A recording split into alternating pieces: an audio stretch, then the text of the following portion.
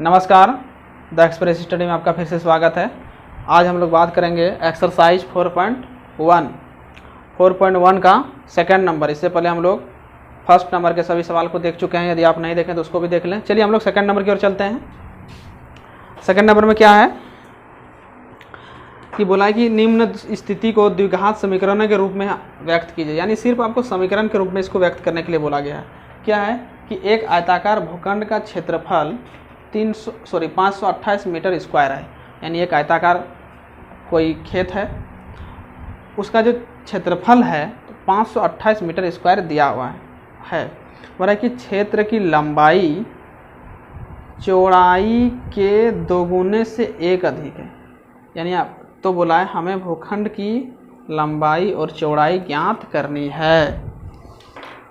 लंबाई और चौड़ाई ज्ञात करनी है तो हमको जो चीज़ बोला है निकालने के लिए उसी को हम लोग क्या करेंगे, मान लेंगे। देखिए क्या बोला है कि एक आयताकार कोई खेत है, चलिए मान लेते हैं।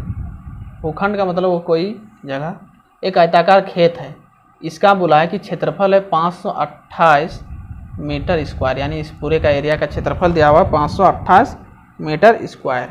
अब बोला है कि इसका लंबाई जो है चौड़ाई जितना है, यानी लंबाई कितना है और चौड़ाई जितना है उसका दोगुने से एक अधिक है। यदि हम इसको अगर मान लेते हैं इसका चौड़ाई x है तो लंबाई कितना होगा, बोल रहा है 2 गुने यानी 2x प्लस 1। बोल रहा है कि जितना अगर चौड़ाई होगा उसके 2 गुने से एक अधिक होगा। तो हम लोग मान लिए कि माना कि चौड़ाई x, तो इसलिए लंबाई 2x प्लस 1 हो जाएगा। चलिए कोई दिक्कत नहीं है, मान लेते हैं। माना कि आयताकार भूखंड की चौड़ाई, क्योंकि हमको चौड़ाई से तुलना किया है कि चौड़ाई जितना है उसके दोगुने से 2 अधिक है, इसलिए हमको सबसे पहले क्या करना होगा, चौड़ाई को मानना होगा।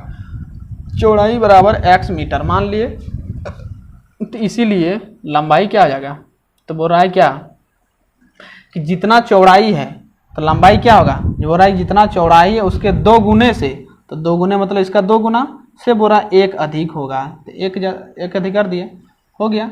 अब हमको यहाँ क्या दिया हुआ है, और हमको दिया हुआ है कि इसका, अब चलिए प्रश्न से चलते हैं। प्रश्न से कि आयताकार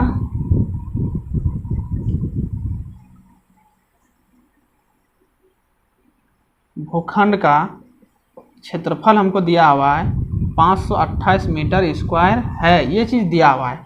लेकिन हम लोग को पहले से पता है कि आयताकार भूखंड का क्षेत्रफल क्या होता है, लंबाई आयत का क्षेत्रफल क्या होता है, लंबाई गुना चौड़ाई। ये चीज़ हम लोग को पहले से पता होता है कि ये चीज़ होता है। और हमको यहाँ लंबाई और चौड़ाई देखिए, यहाँ पर मान है कितना, लंबाई 2x, लंबाई माने हैं 2x प्लस 1 और चौड़ाई माने हैं x बराबर 528। इसको गुना कर दीजिए x को, तो यह हो जाएगा 2x स्क्वायर, इसको जब गुना करेंगे तो हो जाएगा x बराबर 528।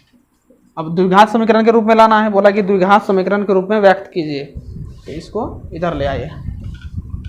2x square plus x minus 528 बराबर 0। इसको देखिए, आपको द्विघात को तोड़ करके आपको x और y का मान आपको ज्ञात करने के लिए नहीं बोला गया है। इसमें सबसे पहले आपको दूसरा नंबर में बोला गया है कि सबका सिर्फ द्विघात समीकरण के रूप में व्यक्त कीजिए, इसीलिए आपका ये हो गया द्विघात समीकरण के रूप में हो गया, यही हो गया आपका आंसर। चलिए अब हम लोग सेकंड नंबर की ओर चलते हैं। सेकंड नंबर में क्या है,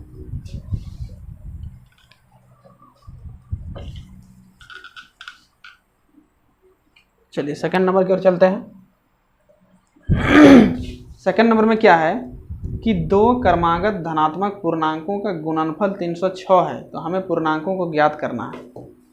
बोला कि 2 क्रमागत धनात्मक पूर्णांक है, ऋणात्मक नहीं धनात्मक। तो मान लेते हैं, माना कि पहला धनात्मक पूर्णांक बराबर x, तो क्रमागत का मतलब होता है कि क्रम व क्रम एक भी छूटना नहीं चाहिए। जैसे अगर हम लोग 1 बोल रहे हैं तो 2 होगा, 3 बोल रहे हैं तो 4 होगा, 5 बोल रहे हैं तो 6 होगा, ये चीज़ होगा। यानी कर्म बाय कर्म, यानी एक भी आगे छूटना नहीं चाहिए। तो देखिए कर्म का मतलब यही हुआ, 1 में हम लोग जब 1 जोड़ते हैं तब मेरा 2 होता है, और जब 2 में फिर 1 जोड़ते हैं तब हम लोग 3 के पास पहुंचते हैं। यानी किसी भी अगले कर्म को प्राप्त करने के लिए हम लोग क्या करते हैं, 1 उसमें जोड़ते हैं।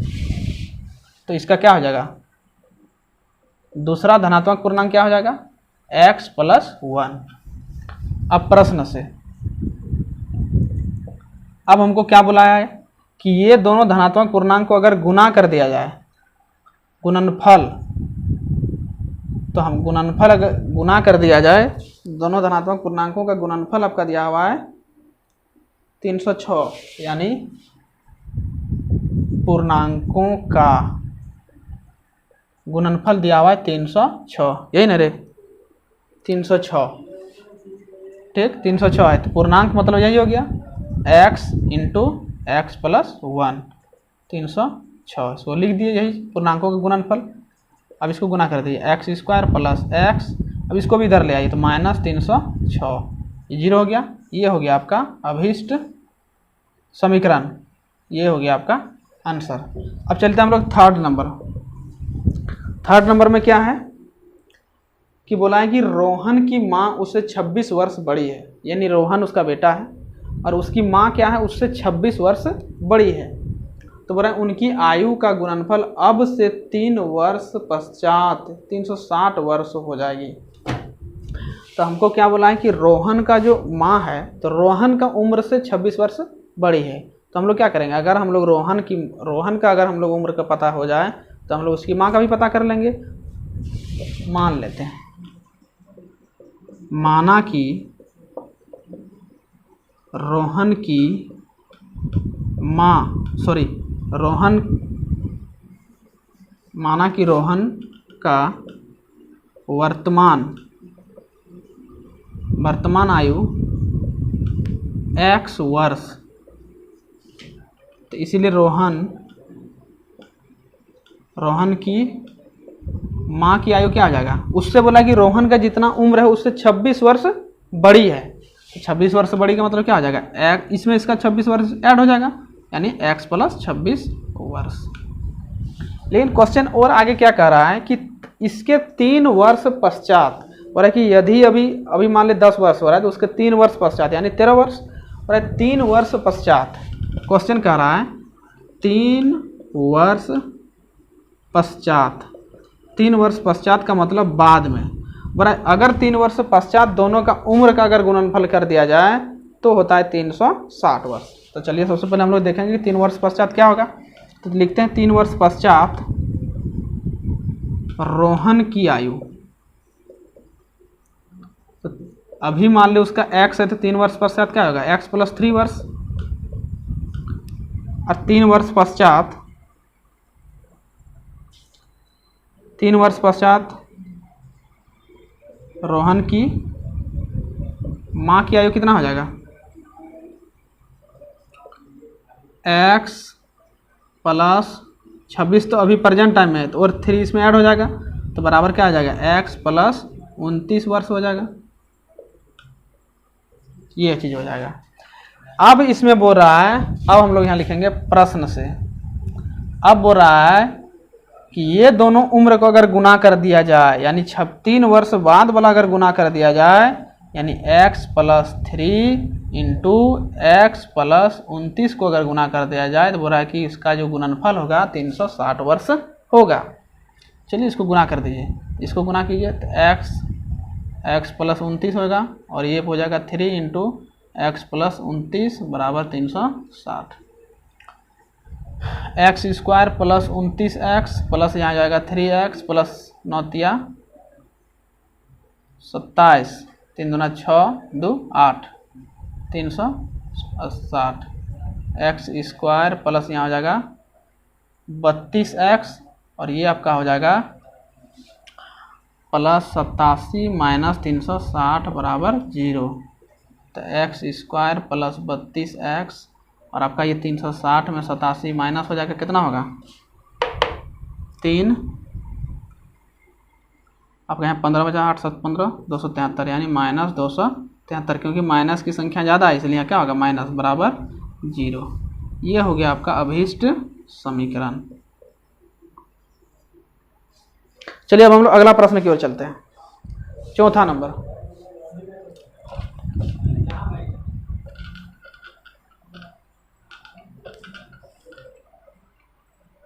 चौथा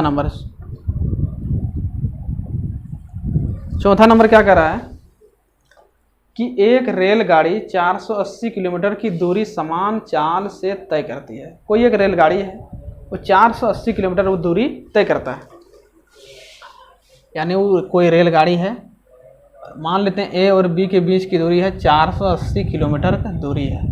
ठीक, अब क्या बोला है कि यदि इसकी चाल 8 किलोमीटर प्रति घंटा कम हो जाती है, पहले जितना स्पीड में चल रही थी कोई दिक्कत नहीं, यानी एक बार मान लेते हैं कि यहाँ से लेकर यहाँ तक उसको चला दिए, उसके बाद क्या कि उसका स्पीड को 8 किलोमीटर प्रति घंटा कम कर दिए और फिर से उसको चला दिए, फिर से यहाँ तक उसको भेजे, तो उसको कम करने के बाद 3 घंटा अधिक समय लगता है। तो बोल रहा है कि आखिर उस रेलगाड़ी की चाल क्या है। तो हम लोग मान लेते हैं, माना कि रेलगाड़ी की चाल बराबर x किलोमीटर प्रति घंटा। मान लिए कि रेलगाड़ी का जो चाल था x किलोमीटर प्रति घंटा था। अब बोले चाल कम होने पर, चलिए इसको लिख देते हैं। चलिए लिख देते हैं कि 8 किलोमीटर प्रति घंटा कम 8 किलोमीटर प्रति घंटा चाल कम होने पर नया चाल क्या होगा? तो पहले जितना था उसमें 8 किलोमीटर कम हो जाएगा, x माइनस 8 किलोमीटर प्रति घंटा, यानी पहले जितना चलता था उसमें से वो 8 किलोमीटर कम चलने लगेगा। ये हो गया 8 किलोमीटर प्रति घंटा, ये हो गया। अब चलिए देखें दोनों का। अब हम लोग, आप लोगों को पता है समय बराबर होता है दूरी बट्टे चाल। ये चीज़ आप लोग को पता है, ये कि समय बराबर दूरी बट्टे चाल होता है। अब यहाँ पर लिखते हैं, 2 कंडीशन दिया हुआ है।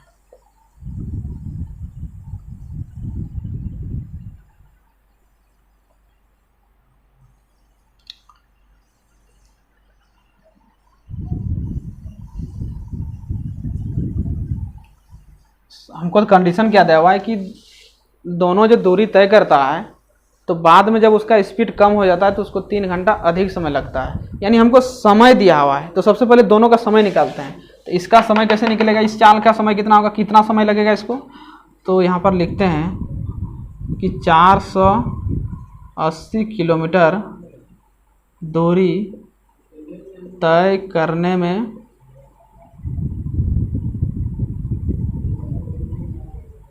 लगा समय। 480 किलोमीटर दूरी तय करने में लगा समय, तो 480 किलोमीटर दोनों दूरी तय कर रहा है, पहली बार में भी और दूसरी बार में। तो क्या हो जाएगा, दूरी बट्टे चाल। तो दूरी कितना है 480, और चाल क्या है x है। फिर माइनस क्यों दे रहे हैं कि दोनों का समय का जो अंतर है, तो दोनों का समय का अंतर हमको 3 घंटा दिया है। तो अंतर का मतलब ये समय ही है, ये समय ही नहीं कर रहा है। अब फिर 480 बट्टे, फिर यहाँ पर नया चाल क्या है मेरा, x माइनस 8 बराबर मेरा 3 घंटा समय लगता है। यानी दोनों का अंतर, अगर मान लेते हैं कि मेरे पास 20 रुपया है और किसी के पास 40 रुपया है, तो बोलेंगे कि दोनों के बीच का अंतर जो है 20 रुपया है। इसका मतलब हम 40 में क्या किए, 20 को घटा दिए, तब ना हमको पता चला कि 20 रुपया, वो दोनों के बीच का अंतर कितना है 20 रुपया है। तो हम लोग क्या किए, दोनों का समय में घटा दिए, तब हमको कितना मिला, 3 घंटा मिला। चलिए अब इसको सॉल्व कीजिए, क्या हो जाएगा, इसको एलसीएम लेंगे, x into x minus 8, x cancel हो जाएगा, इसमें जाके गुना हो जाएगा, 480 इंटू एक्स माइनस 8। फिर यहाँ होगा ये x minus 8, x minus 8 cancel, ये डायरेक्ट यहाँ जाके गुना होगा, 480 x हो जाएगा, और इधर कितना है 3। इसको फिर से सॉल्व करते हैं, तो ये हो जाएगा 480 x माइनस 0 8 8 64 के 4 8 चौके 32 चौ 38 माइनस 480 एक्स बट्टे इसको गुना कर दीजिए, गुना हो जाएगा तो एक्स स्क्वायर हो जाएगा माइनस 8 एक्स हो जाएगा और बराबर आपका इधर 3 है। चलिए इधर आप सॉल्व करते हैं। अब यहाँ देखिए 480 एक्स और यहाँ पर 480 से प्लस माइनस खत्म, क्या बचा माइनस 3840 बट्टे एक्स स्क्वायर माइनस 8 एक्स बराबर 3। अब इसको कोना कोनी गुना कर दीजिए, ये यहाँ गुना होगा तो क्या होगा माइनस 3840 और ये यहाँ गुना होगा तो क्या हो जाएगा। आप देखिए इसको काट भी सकते हैं, ये 3 जो है ना आपका, ये 3 इसको हम ऊपर से काट सकते हैं, कटा सकते हैं। तो 3 एका 3, 3 दूना 6, 2 बचा, 3 दूना 6, 2 बचा, तो 3 अट्ठे 24 और ये 0 आ गया, ख़त्म।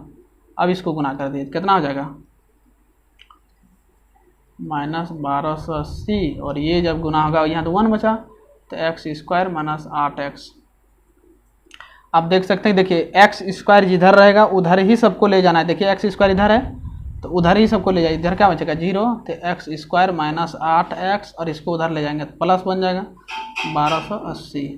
अब फिर इसको इधर ले आइए सबको, तो x square minus 8 x plus 1280 बराबर 0। ये हो गया आपका अभिष्ट